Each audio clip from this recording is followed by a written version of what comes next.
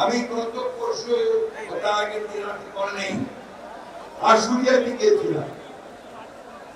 সেখানে আমাদের এই ছাত্র ভাইদেরকে পুড়িয়ে গুলি করে মেরে ফেলার পরে পুড়িয়ে মেরে ফেলা হয়েছে। একটা স্টুডেন্ট ছেলে মাথার খুলি উড়িয়ে দিয়েছে, সে মাথার খুলিতে সে মারা যায়নি, পরে সার্জারি করে তার মাথার ভিতরে প্লাস্টিক দিয়ে লাগিয়ে এরকম অসংখ্য অসংখ্য ঘটনা আমাদের রংপুরের সাইদ, চট্টগ্রামের ওয়াসিম থেকে শুরু করে শত শত হাজার ছাত্ররা প্রাণ দিয়েছে। একদিন নয়, দুদিন নয়, দীর্ঘদিন। শুধু 36 দিন নয়, তারও আগে 15 বছর ধরে আমাদের ছাত্র জনতা শ্রমিকেরা তারা প্রাণ দিয়েছে। এই যে প্রাণ দেওয়া, এই যে বিসর্জন দেওয়া, আত্মত্যাগ করা, লক্ষ্যটা একটাই, সেটা হচ্ছে আমরা একটা সুন্দর আবাস ভূমি চাই। আমাদের ছাত্ররা কি চায়? তারা পাস করে চাকরি পাবে, তারা পাস করে নিজেদের নিজে প্রতিষ্ঠিত করবে, বাবা মায়ের কষ্ট লাঘব করবে, এই জিনিসটাই চায়। তারা বাংলাদেশের নতুন নতুন কলকারখানা দেখতে চায়, তারা বাংলাদেশের নতুন কর্মসংস্থান সৃষ্টি করা দেখতে চায়, তারা এখানে ন্যায় বিচার দেখতে চায় এবং একই সঙ্গে তারা দেখতে চায় যেখানে ভালো মানুষেরা দেশ শাসন করুক, একটা সুশাসন পায়। বন্ধুরা, তোমাদেরকে বন্ধু বলছি এই জন্য, আজকে আমাদের বয়স অনেক হয়েছে, তারপরে তোমাদেরকে বন্ধু বলো এই জন্য তোমাদের সঙ্গেই আমরা সবসময় কাজ করেছি, কাজ করব। তোমাদেরকে বন্ধু বলতে আমরা গর্ব বোধ করি। আজকে বাংলাদেশে এক বছর থেকে আমি বললাম একটা নতুন সম্ভাবনা সৃষ্টি হয়েছে। অনেক সমস্যা আছে আমাদের, আপনারা জানেন খুব ভালো করে, সবাই জানেন আপনারা যে আমরা বাংলাদেশের সমস্যাগুলোকে চিহ্নিত করে আমাদের নেতৃত্বে বেগম খালেদা জিয়া 2016 সালে ভিশন ফর বাংলাদেশ 2030 দিয়েছিলেন। অর্থাৎ সেখানে তিনি বলেছিলেন যে রাষ্ট্র কাঠামোকে পরিবর্তন করা দরকার। একইভাবে আমাদের আন্দোলন করছি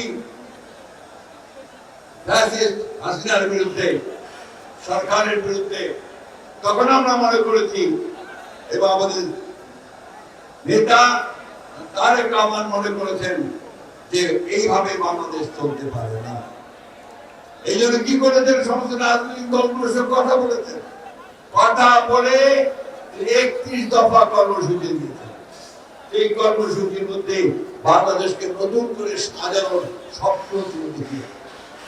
সেই স্বপ্ন ছিল যে আমার কৃষকদের কৃষি পণ্যের ন্যায্য মূল্য হবে, ধান চালের ন্যায্য মূল্য হবে, শ্রমিকদের মজুরি পাবে, ছাত্ররা পড়ার সুযোগ পাবে, স্বাস্থ্য সেবা পাবে এবং পড়াশোনা শেষ করে কাজ করার সুযোগ পাবে, কর্মসংস্থান সৃষ্টি হবে। বন্ধুগণ, আজকে সেই স্বপ্ন আমাদের তারেক রহমান সাহেব আমাদের দেখাচ্ছেন। তিনি ফ্যামিলি কার্ডের কথা বলেছেন, অন্যান্য অনেকগুলো নতুন চিন্তা ভাবনা তিনি সামনে নিয়েছেন। তিনি হয়তো কিছুটা আপনাদের সাথে তুলে ধরবেন। আমি শুধু এইটুকু বলতে চাই, প্রিয় বন্ধুরা, আজকে আমাদেরকে ঐক্যবদ্ধ থাকতে হবে।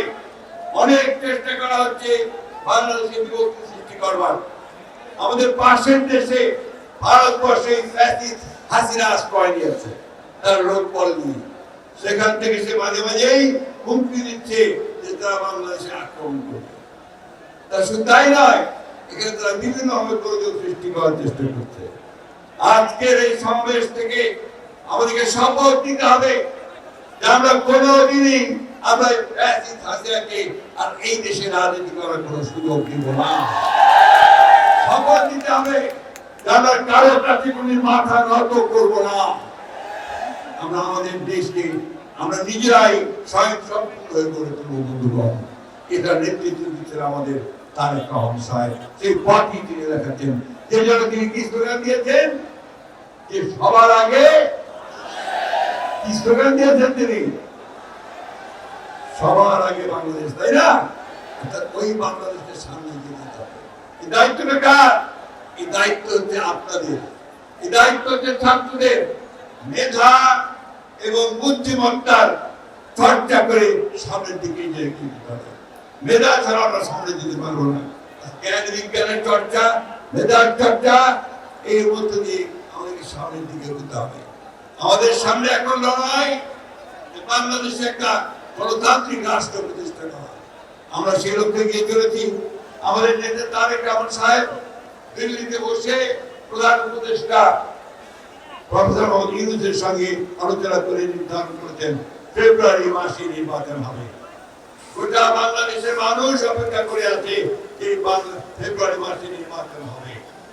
তার আগে গোটা বাংলাদেশের মানুষ অপেক্ষা করে আছে আমাদের নেতা তারেক রহমান সাহেব দেশে ফিরে আসবেন, তাই না? সবাই তাই চাই না? উনি আসবেন, আমাদের নেতৃত্ব দিবেন, আমাদের পথ দেখাবেন। বন্ধুরা, আসুন আজকে আমরা এই শপথ গ্রহণ করি যে আমরা সবাই ঐক্যবদ্ধ হয়ে আমরা তারেক রহমান সাহেবের নেতৃত্বে আমরা এই দেশকে সত্যিকার অর্থে শহীদ প্রেসিডেন্ট জিয়াউর রহমানের যে স্বপ্ন ছিল, দেশের যে স্বপ্ন, সেই স্বপ্নগুলোকে আমরা বাস্তবায়িত করি। একটা সত্যিকার অর্থে একটা সুখী, সুন্দর, সমৃদ্ধ বাংলাদেশ, গণতান্ত্রিক বাংলাদেশ নির্মাণ করি।